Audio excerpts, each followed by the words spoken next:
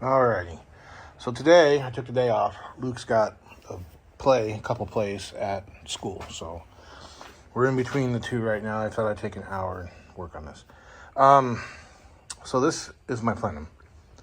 So with this piece of metal in across the top here, this is going to connect to that. There will be a hole on both the bottom of this and the top of that, and it will let fresh air in to here where it can get sucked in to the heater box.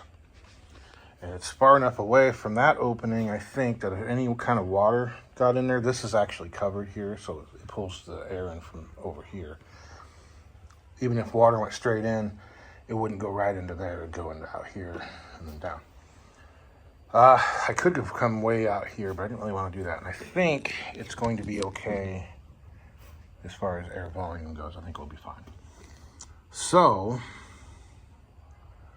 I got this built, taped up, and what I want to do is basically cut this tape on the two tops here and then open it up and then cut it out of one piece of metal and fold it as I need to.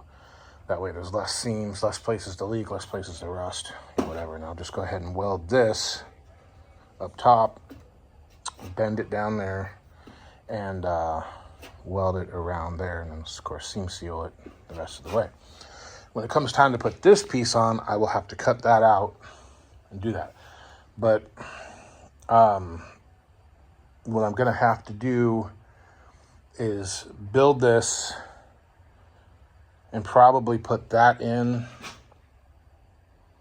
Maybe I'm probably gonna have to cut it in half, put that in, and then figure out exactly where it's going to be, weld it in, and then put that piece in, because that piece needs to go in before this piece. And then we put those pieces back in. And then it can get tack welded around and seam sealed, which should hopefully work. So right now I'm going to pull it back off and then cut this tape and get it traced out onto a piece of metal. All right, here we go. Pre-rusted, seasoned. So I need to add about half an inch or so to this when I actually cut it. And yeah, that way I'll be able to bend it over the top and weld it to that. This will be the inside. I'll just spray it with the zinc. Let me get it cut out here before the sun goes down completely. This actually came out better than I could have hoped for. It is sitting on there right now, and it is just slid up on there, and it's sitting in there snug, exactly where it needs to sit. I could come in here, support it, and tack it if it were clean, and be done with it. There is a problem, and it's my fault from a long time ago. So the problem is, back when I cut the top of the cowl off the Honda, I cut it rough and quick because I thought I was going to have to cut a lot more out of it. But it turned out to not be the case. I could have left a lot more meat on there and trimmed it down, which I kind of wish I would have. I wish I would have left a lot on there, actually. But I really thought it was going to come down. So, see, that's where it sits. All I got to do is tack the top all in place and the sides, and then get in here with a bar and then just knock that on there and weld it. The problem is, though, is right there. You can't hardly see it because of the sound deadener.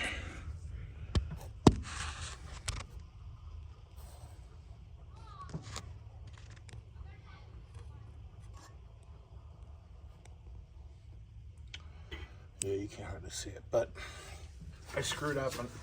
There's a real big low spot there. Oh, man. Okay, so let me pull this back. There you go. So out there, zoom in right there. There's a huge gap. Now over here is great. But right there is a huge gap.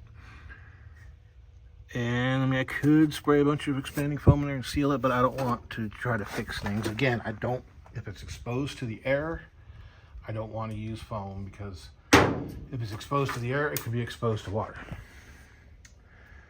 So, the other bad thing is I've already done the hammer and dolly work on this panel to make up for that.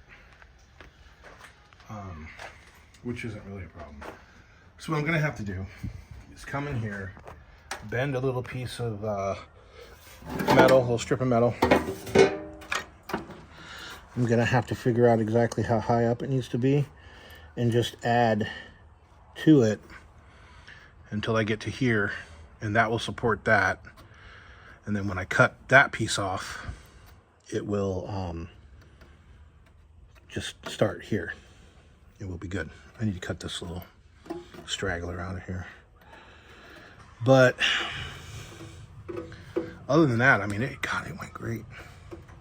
This cut isn't even straight, and it went great.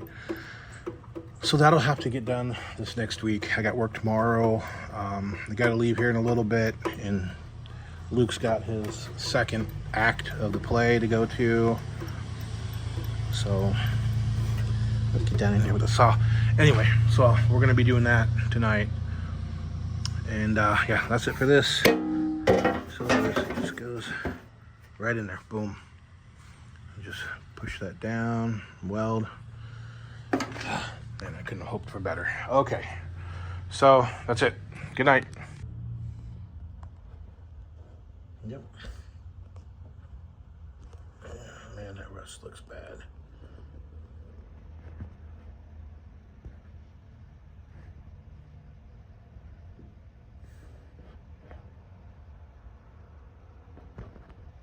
That rust looks real bad, yeah. I'm gonna have to come down the whole thing with resin before I can even think about welding anything up. Okay, kind of started here. It's pretty cold and windy. So before I do anything with this, I need to fix this. I need to get that back up and level to where the scoop's gonna go. Once that's done and trimmed and verified, then I can work on this, get it welded on, and then cut the notch out of that, get that welded on. Actually, before I do any of that, I need to get on that over there. So that's where I had those holes. You can see there. I need to get some tape underneath those holes and go mix up some fiberglass resin, and I'm basically just going to paint the whole bottom of that thing. Okay, I have a wild hair, and I've been needing to move the steering column to get the wheel out at least an inch, preferably 2 inches. And so I had a couple ideas here. I got that about 1/4 of an inch, as you can see right there. I just loosened up the bolt, but I didn't take it out. I just loosened it up, slid it out, tightened it back up, because there's a notch in there that'll keep it from falling out. And then here, there's a soft plastic, probably polyethylene, polypropylene, probably polyethylene, that is designed in a severe crash to collapse the column. So this will stab into there and collapse it 6 inches or so instead of it pushing the steering wheel into your face. We're gonna do away with that, actually. What my plan is to heat it up until the plastic gets super soft and slide this out. The problem is, I checked with my super duper technical measuring device here, and I think it was this side. Yeah, no, this is ghetto as hell, but anyway. So the end of that shaft, the solid end of the shaft, is just above that hole. So to slide this thing out an inch would put me way out here at the end, which would be fine if I was going to weld it. I don't really want to do that, but if I have to, I will. So we're going to melt the plastic some and slide this out an inch and see what happens at that point. I mean, the other thing, I've got these holes here in this bracket. So if I can bolt it right into those holes, that'd be great. Out here, I'm probably going to have to add a chunk of metal to get the back bolts. Plus, I could space these back bolts, and that would give me a little more height. A little more tilt, but a little more height. So we'll see what happens there. But I'm going to go ahead and try this out first. Okay, so that was a fail. I'm going to have to weld it.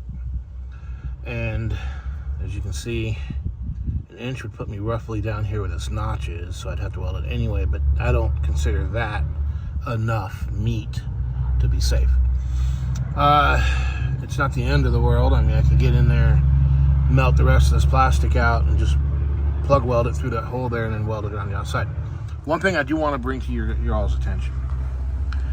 With this column disconnected right now, you turn the wheel, it's just going to spin. Well, this thing has a clock spring. It's right there.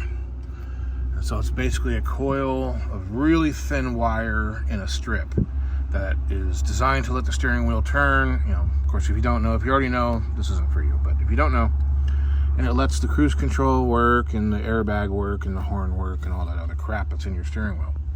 You do not want to turn the wheel. You don't even want to get the clocking wrong. So you got to be super careful right now, or you'll rip that thing right out of there, or it'll be too short one way and you'll rip it out when you go to turn. I think if you're going to mess with it off the car, get you some vice grips, clamp them on there, and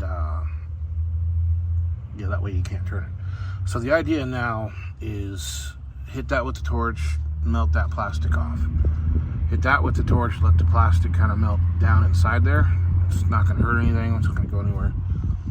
And then from there,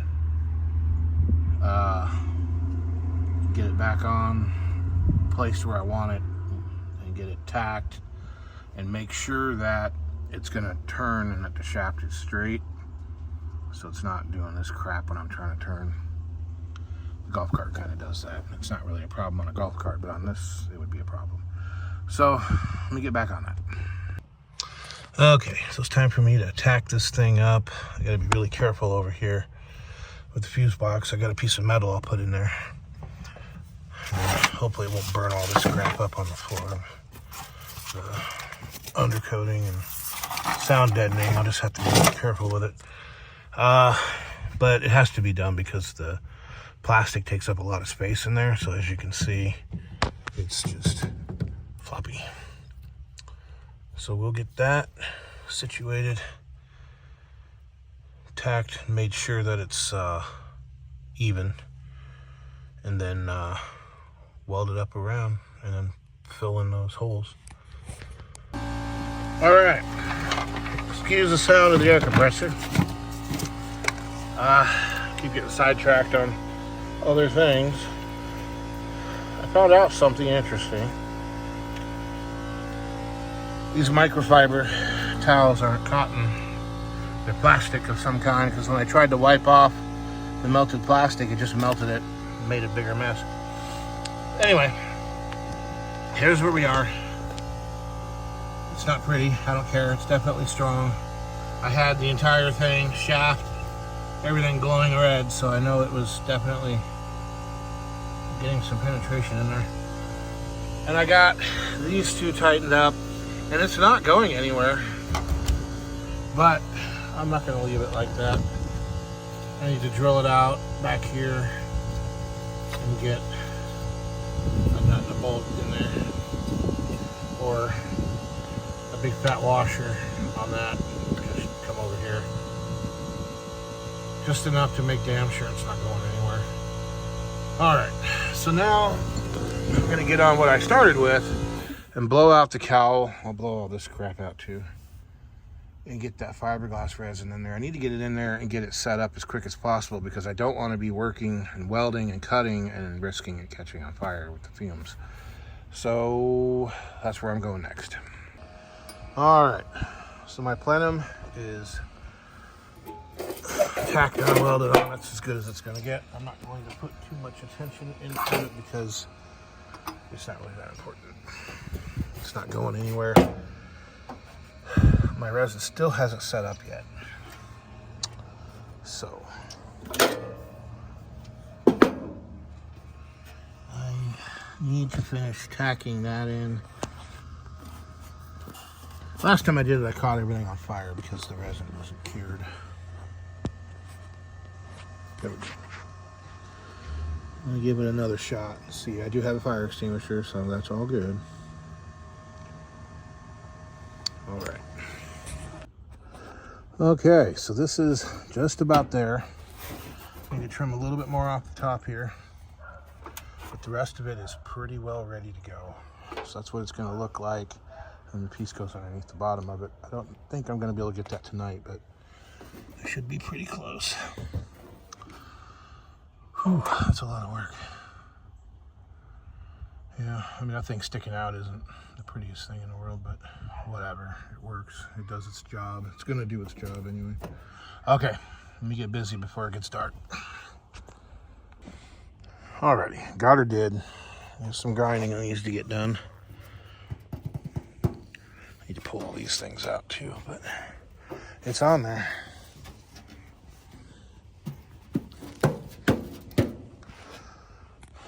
That's basically what it's going to look like. I mean, it was a lot cleaner without that, but I got to have it. So this tomorrow I need to split in half, 2/3. I need to cut it about yay there, weld a little flange to the bottom of it, and then get it under that in place. And then we'll just kind of butt weld it up against this. I'll probably have to grind the crap out of it because this isn't perfectly straight. It's definitely not perfectly straight up top here. I accidentally cut too much out of it right here. I don't care enough though to screw with it. If I really cared that much, I'll just Bondo the crap out of it. I only lit the thing on fire 5 or 6 times, so that's not too bad. So I'm gonna go ahead and set the dashboard in there right now and then put it away for the night. It is cold. The wind is blowing out of the north. It's not supposed to rain, but yeah. But I got a problem. I messed up. Actually, I fucked up. Let me show you. So as has been the norm for me of late, I got this all wrapped up in the dark with a flashlight. And it's not horrible. Well, I guess if I was doing this for a customer, it would be horrible, but I don't give a shit. Anyway, I cut it too short right there, so there's a little bit of a lull. I don't care. Got it all tied in. Everything's great. And about the time I was just drifting off to sleep last night, I realized I never cut the hole out in that. So, yeah. Obviously, it's not going to get undone. But there's supposed to be a hole in here, and I'm sure that this thing consumes a large amount of air. So it would need to be a decent hole. I even thought that this was too small for what the heater would consume. So there are drain holes in the corner, and then it drains out here. And so some people will just close it off. And either it will draw air through the drain holes, or it won't draw air at all, and it'll basically be like a recirculation thing, which won't really work because recirculation is pulling the air from the cabin. Here it's pulling it from here, and if you close it off, it's not pulling any air, and it's just going to stall. The bigger problem about it pulling the air through the drains is the drains are right there. So all the dust coming off this wheel and all the dust inside the fender and the fender well is going to go right up into that. Yes, there's a filter, but it's going to plug it off. And if I run over a skunk, a dead skunk, a live skunk, whatever, then I get to deal with that. So I don't want to deal with that. Hi, Jinx. So you have to have this. So there are a few things I can do. I can go the ugly route, get my hole saw, cut a hole here and go straight through, cut the holes out, and then cap this off. I could do that. It would be ugly. The finished product probably wouldn't be horribly looking, but I don't want to do that. I don't want to have sandwiched layers to allow rust. The other thing I might be able to do, I thought about getting my 90-degree drill chuck, but it'd be way too big for the hole saw to go in there. So the other thing I might be able to do is get in here at an angle to make a cut. I don't know if I can though. Over there I can, but we'll see. I've got a few different things I can try. So I'm gonna get busy. Never do this. I'm always the first guy to say never take the guards off your deals, but the only way I can even get in there is without it. So I've got my face shield.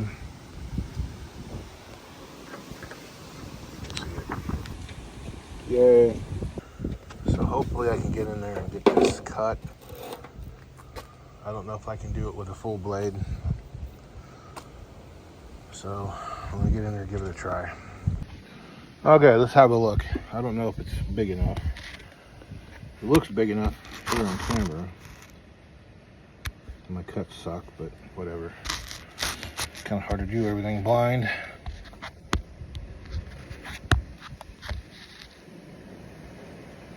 Yep, it's gonna have to be. It's hard, like I said, it's really hard to tell.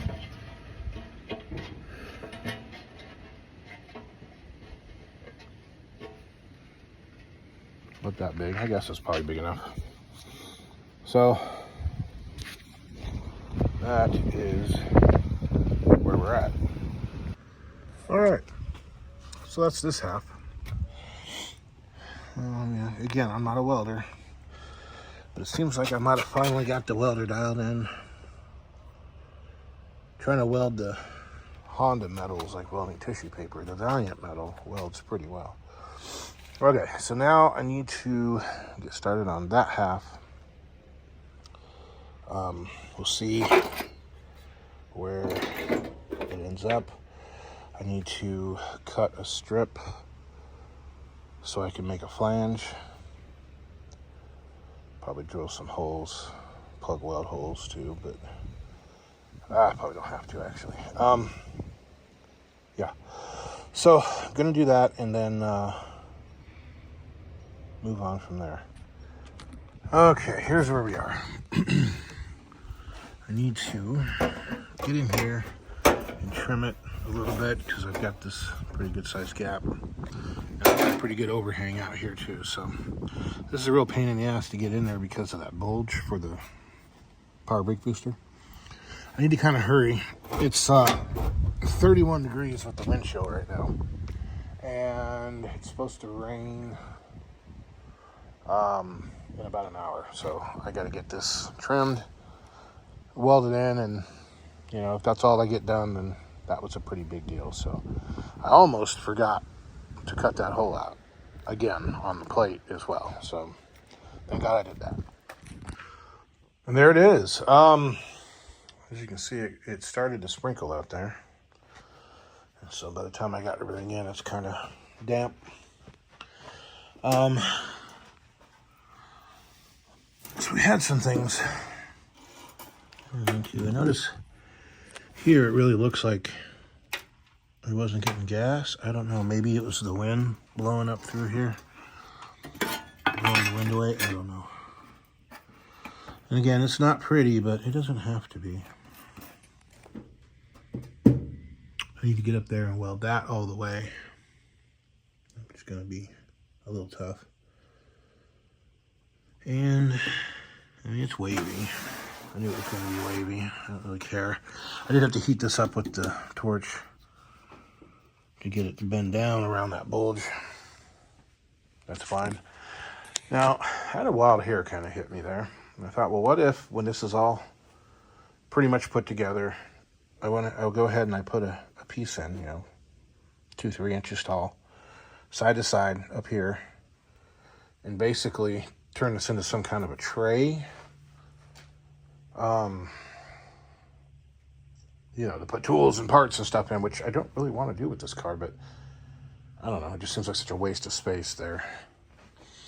It'll probably get, after it's primered and painted, it's going to get painted black to match the Honda underhood. All this will be black, where this up here will be white. But after it's all painted, I plan on putting some of those strips of, whatever that stuff's called, the matte sound deadener. Putting some of those in there for sound deadening. I want this thing to be as quiet as possible. I don't know. You got all these things here contributing to wind noise and the lack of aerodynamics, but whatevs. Yeah, I'm exhausted, but didn't quite get as much done as I wanted to get done.